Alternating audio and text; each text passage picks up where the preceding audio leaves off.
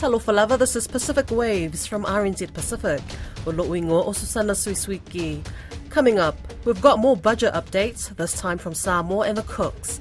Also, this time around it's like I've really put my head right in. More females are needed in PNG's parliament, and later, I think young people have some of the greatest power. Whereas here in New Zealand, more youth need to vote in this year's elections.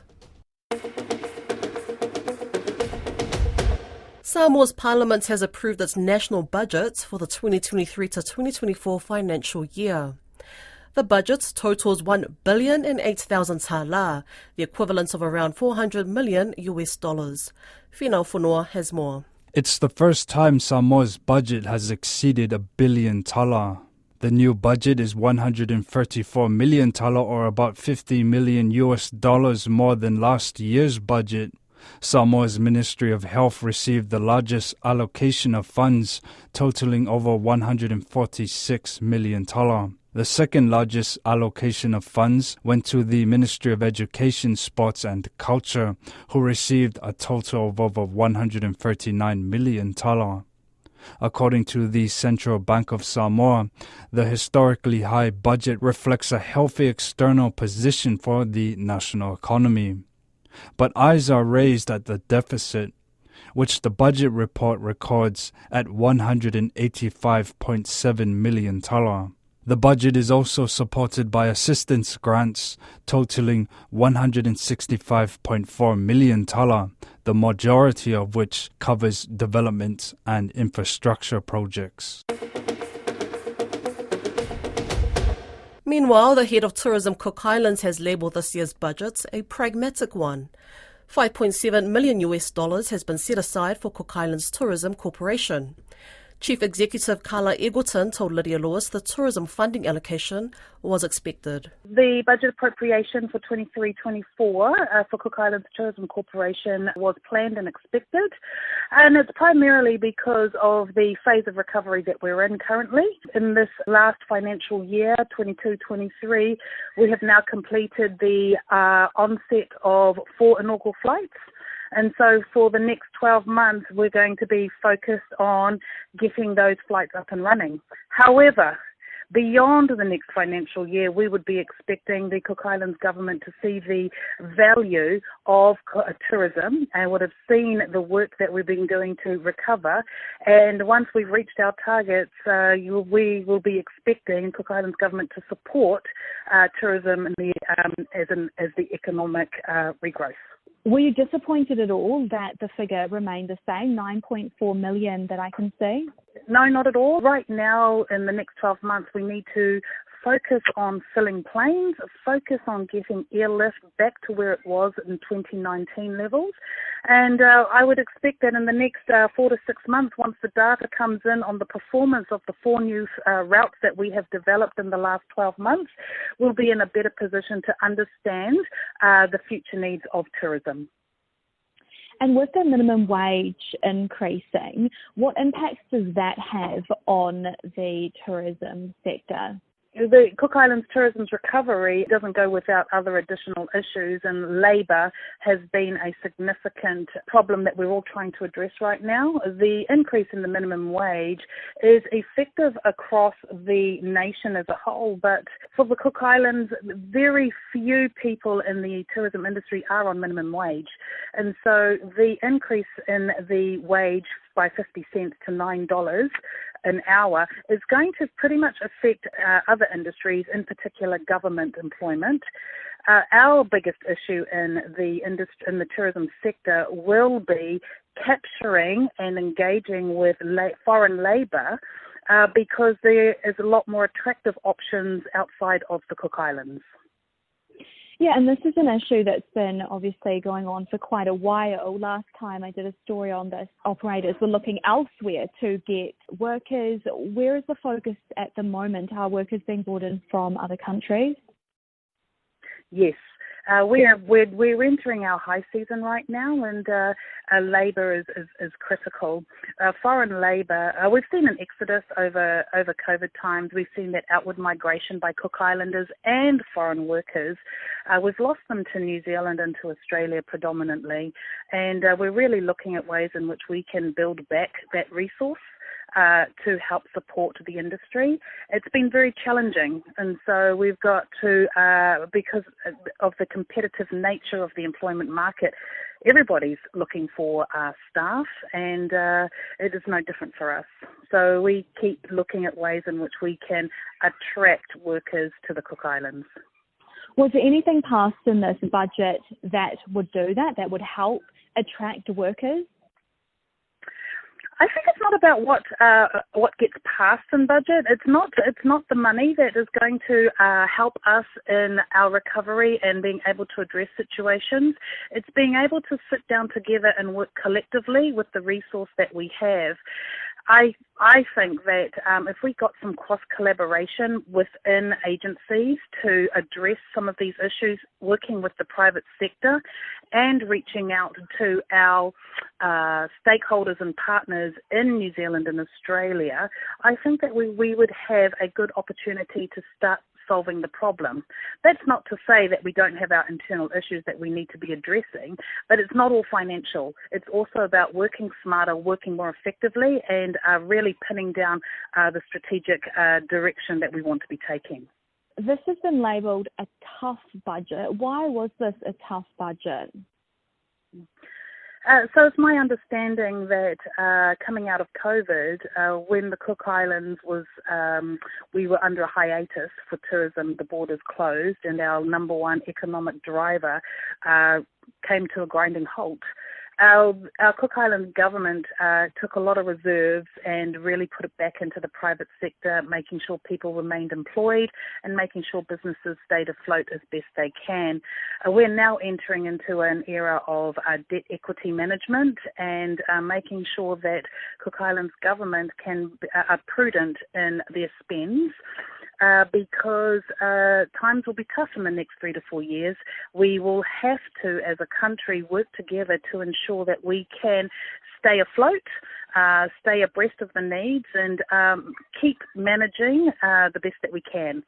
The budget this year was difficult because we are now country is taking on debt that we haven't seen in a long time, and so we just have to adapt to what that additional pressure will place on us. I think we're doing a good job. I think that the budget this year was pragmatic. It was what it needed to be, a balance between keeping business going, putting investments where we need to ensure that the economy remains, but also allowing to look after the social sector as well. Increasing awareness throughout Papua New Guinea on Bougainville's quest for independence will be the main focus for Francesca Semoso, who's running for Parliament. Ms. Semoso was one of the first 3 women to win a reserved seat in Bougainville in the first election for an autonomous Bougainville government in 2005. The former radio personality is being backed by the ruling Pangu Party and Prime Minister James Marape, who says they're backing her because they need more women elected to the National Parliament. Don Wiseman spoke with Ms. Semoso and began by asking her why she's thrown her hat in. I ran in 2012, but not kind of really prepared. I just wanted to have a feel of what it's like to run for the national election. So this time around, it's like I've really put my head right in, and have prepared well for that as well, yes. And why? It's a long time since you got involved in politics. Well, I believe, there's a time for everything, meaning it's I've kind of had a quiet time to sit down and have a look at what's happening around. And most importantly, the ratification for Bougainville's independence is a very important issue that needs to be dealt with. It will need leadership. It will need leadership and someone who is kind of very well versed on what it was like, what it's like now, and what it would be like. So it is important that I'm putting my hand up saying, well, I'm putting my hand up. I'm pretty sure I've got some corporate memory about what Bougainville has been through. And it's important at this time that we have a woman go. We have a woman to go to the National Parliament and actually be able to sensitize and to make our national MPC understand what we've gone through, what we're going through now, the reason why people voted for independence that came out to be the result of 97.7. And personally, for me, I can't just sit back and watch what unfolds in front of us in Bougainville. It's disheartening. At the same time, it makes you feel that, hey, I can go and help. We've gone very quiet. We're really quiet about it. And for a person like me, I'm wondering, what are we doing? Why are we so quiet about this? The people have taken the vote, and we can't just let the vote be sitting there and we watch it from afar and say, well, it's there. People have spoken, but what do we do with it now when it says independence for Bougainville won't happen before 2025 and not later than 2027? The date has been set. Now, we need to massage this. We need to start dialoguing it. We need to start massaging it, So taking that vote was the easiest thing I can say. I was speaking just last week with Ezekiel Massad, and he told me about the anger there is in the ABG about a decision by the national government, by Mr Marape's government, to change the vote that'll be held on the resolution to an absolute majority instead of a simple majority, which Mr Massad believed had been what was agreed earlier. Where do you stand on that, given that you are closely associated with the Pangu Party, the party of James Marape? To be honest with you, we work with the person. Like what they say in English, it's better to work with a devil that you know than working with somebody that you don't know. The most important thing is this is the first time that Parliament has actually tabled on the floor of Parliament what their thoughts are. And I believe they've said what they said. Did we hear that correctly? And if that's what we've heard, then where do we go from here? How do we start talking about it? How do we massage what we've heard?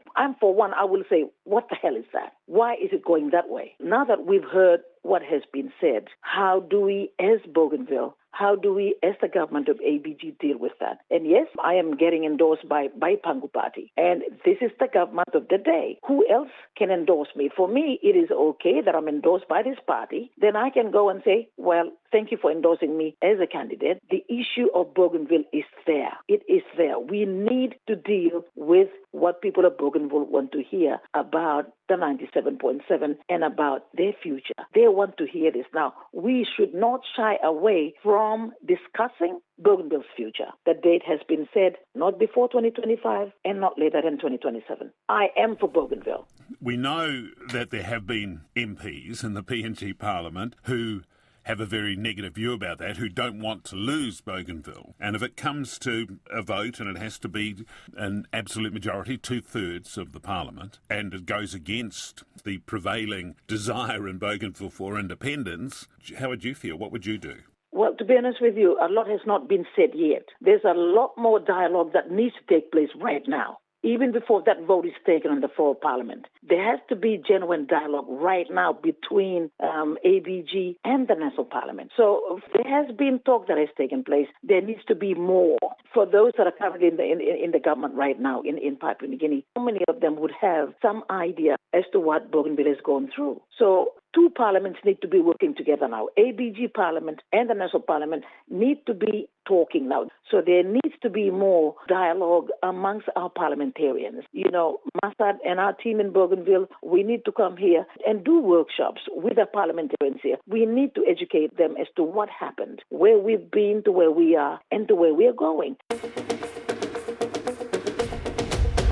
As New Zealand's elections draws near, it's anticipated that more eligible youth will enrol to vote. Currently, only 60% of 18 to 24-year-olds have enrolled, which is a little low when compared to other age brackets that have enrolment rates of 80% or above. UNICEF Aotearoa Young Ambassadors are hoping to increase those numbers this year, as well as urging government leaders to, in their words, step up and do more to tackle climate change, both in New Zealand and the Pacific. Joining me is Nelly Kalolo, who's one of the newest ambassadors. Kia ora, Nelly. Why did you want to get involved with UNICEF? I think for me, UNICEF is one of those organizations everyone like knows about. Even like in Samoa, like my whole family and everyone there, they always like talk about it and they learned about it in school. And so for me, I grew up in a community where there was a lot of like systemic marginalization and gaps. And so in South Auckland, when there's an issue, we don't complain. We just get up and do the work. And we saw it a lot during like the COVID pandemic, especially with our youth, our young people at the forefront of like fighting issues. A lot of our young people are dropping out of high school to be able to provide for their families, as well as like looking at like groups like 40K who were like pushing for Pacific Talanoa in the climate crisis. And so for me, like I always thought that UNICEF could really use our South Auckland like presence. It could really use like all these like solutions that I've seen my community like create for ourselves and use it to like platform. I guess just using UNICEF to like platform South Auckland to the world was really my intent when I applied for the role. Why do you feel so strongly about encouraging Pacifica youth to vote in this year's elections? I think young people have some of the greatest power in Aotearoa, especially looking at Auckland Central. In the last election, it was predominantly a national supporting area. But the Greens Party, Chloe Salisbury, had really mobilized a lot of our young people, and so now Auckland Central is actually a Greens supporting area. And so I think for me, like, it really showcased how powerful when our young people come together and vote, we can actually bring the issues that are really important to us to the forefront, knowing that, you know, a lot of our young people are very supportive of, like, climate change. And so if we get more of our young people to vote, our issues are actually brought to the table, and we can have a government that actually, like, reflects what our young people want. What are some of the issues that you believe still needs to be addressed by the country's leaders? Oh, definitely massive one, climate change. Obviously, we know our Pacific nations are the most affected by the climate issues today.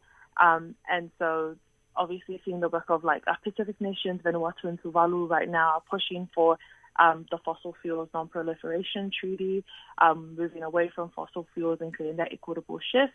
As well as seeing our other nations like Fiji just called in to support it, and as well as our Pacific Climate Warriors and Aotearoa has really been moving that movement.